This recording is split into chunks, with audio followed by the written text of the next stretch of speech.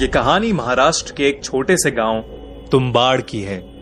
कहते हैं तुम्बाड़ देवी देवताओं द्वारा श्रापित है, क्योंकि इस गांव के लोगों ने बहुत साल पहले एक मंदिर की रचना की जिसमें हस्तर को पूजा जाता था। हस्तर पूर्ति की देवी की पहली संतान थी।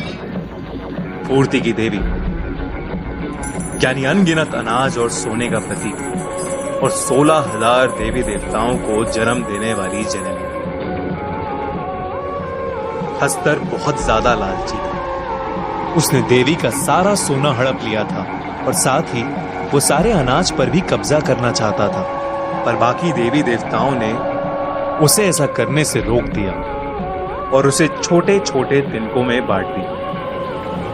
पूर्ति की देवी अपनी पहली संतान को बेहद प्रेम करती थी, पर हस्तर का नाश होने से पहले उन्होंने उसे बचा लिया, लेकिन एक शर्त पर, कोई उसे कभी नहीं पूजेगा और उसे भुला दिया जाएगा। पर तुम्बाड़ गांव के पूर्वजों ने जब से उसका मंदिर बनाया, तब से देवी देवताओं का क्रोध तुम्बाड़ पर बारिश बनकर बरसता है। लेकिन कहते हैं हस्तर ने प्रसन्न होकर अपना जितना सोना था सब उस मंदिर को अर्पित कर दिया। लेकिन वो मंदिर के अंदर कहां छुपा है ये किसी को नहीं मालूम। कई लोग वो खजाना पाने की चाह में मंदिर में गए तो जरूर, पर कभी वापस नहीं लौटे। इसलिए वो मंदिर सालों से बंद पड़ा।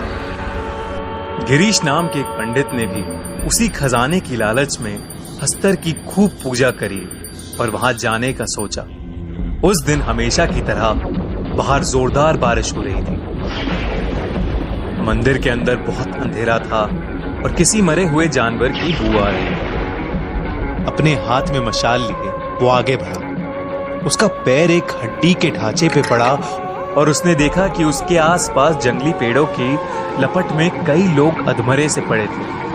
वो ये देख के बहुत घबरा गया, पर हिम्मत करके आगे बढ़ा। उसे अचानक एक जानवर की दहाड़ने की आवाज आई। उसने छिप के देखा तो आधे इंसान और आधे भेड़िए जैसा जानवर किसी इंसान की चमड़ी को चबा रहा था। गिरीश ये सब देख ही रहा था कि उसके बगल से और वो उनसे बचते बचते नीचे गिर पड़ा।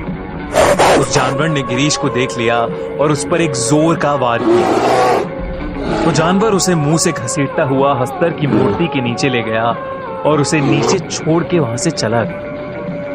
गिरीश ने जब उठ के देखा तो वो दंग रह गया। वहां हस्तर की मूर्ति के ठीक नीचे सोने की अनगिनत मुद्राएं रखी हुई थी।